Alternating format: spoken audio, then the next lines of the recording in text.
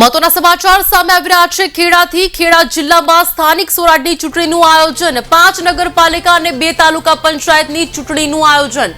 વહેલી સવારથી જ ધીમી ગતિએ થઈ રહ્યું છે મતદાન। કપડવંજ વિધાનસભાના ધારાસભ્યએ કર્યું છે મતદાન। કઠલાલમાં રાજેશ ઝાલાએ કર્યું છે મતદાન।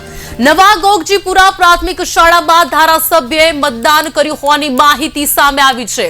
મહત્વના સમાચાર સામે આવી રહ્યા છે। ખેડાથી ખેડા જિલ્લામાં સ્થાનિક સ્વરાજ ચૂંટણીનું આયોજન કરવામાં આવ્યું છે। આ પ્રકારે 5 નગરપાલિકા અને 2 તાલુકા પંચાયતની ચૂંટણી યોજાનાર છે। વહેલી સવારથી જ ધીમી ગતિએ થઈ રહ્યું છે મતદાન। કપડવંજ વિધાનસભાના ધારાસભ્યએ હાલ મતદાન કર્યું હોવાની માહિતી સામે આવી છે। કઠલાલમાં રાજેશ ઝાલાએ કર્યું છે મતદાન। નવા ગોગજીપુરા પ્રાથમિક શાળામાં ધારાસભ્યએ મતદાન કર્યું હોવાની માહિતી સામે આવી છે। જી સર, આજે ચૂંટણીનો માહોલ કેવો માહોલ છે?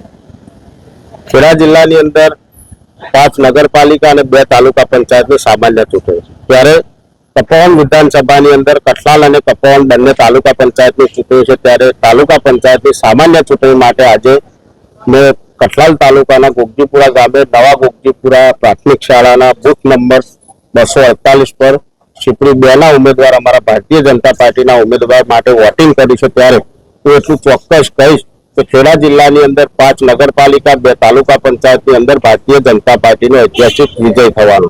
કારણ કે દેશના યશસ્વી વડાપ્રધાન નરેન્દ્ર મોદી સાહેબ અને આ રાજ્યના મુખ્યમંત્રી ભૂપેન્દ્રભાઈ પટેલ સાહેબના નેતૃત્વવાળી સરકારે સમગ્ર ગુજરાત અને દેશની વાત કરવા જોઈએ તો તમામ ગામડાઓનો સર્વાંગી વિકાસ માટે સતત ચિંતા કરી છે। અને ભારતીય જનતા પાર્ટીની સરકાર દ્વારા લોક કલ્યાણકારી અલગ અલગ યોજનાઓ દ્વારા આજે જન કલ્યાણના કામો પણ ખૂબ મોટા પાયે થઈ રહ્યા છે। ત્યારે આ તમામ મુદ્દાઓને ધ્યાનમાં લઈ અને કઠલાલ, કપોવન અને સમગ્ર ખેડા જિલ્લાની 5 નગરપાલિકાના મતદારો ભારતીય જનતા પાર્ટી તરફથી વોટિંગ કરશે અને ભારતીય જનતા પાર્ટીને ઐતિહાસિક જીત અપાવશે। અમારા જિલ્લાના અધ્યક્ષ અજયભાઈ બ્રહ્મભટ્ટના નેતૃત્વમાં આજે ઇલેક્શન લડાઈ રહ્યું છે। ત્યારે જિલ્લા અધ્યક્ષનો પણ ખૂબ પરિશ્રમ આ ઇલેક્શનમાં કામ લાગવાનું છે અને એમની સખત મહેનતના કારણે ભારતીય જનતા પાર્ટી ઐતિહાસિક વિજય મેળવશે।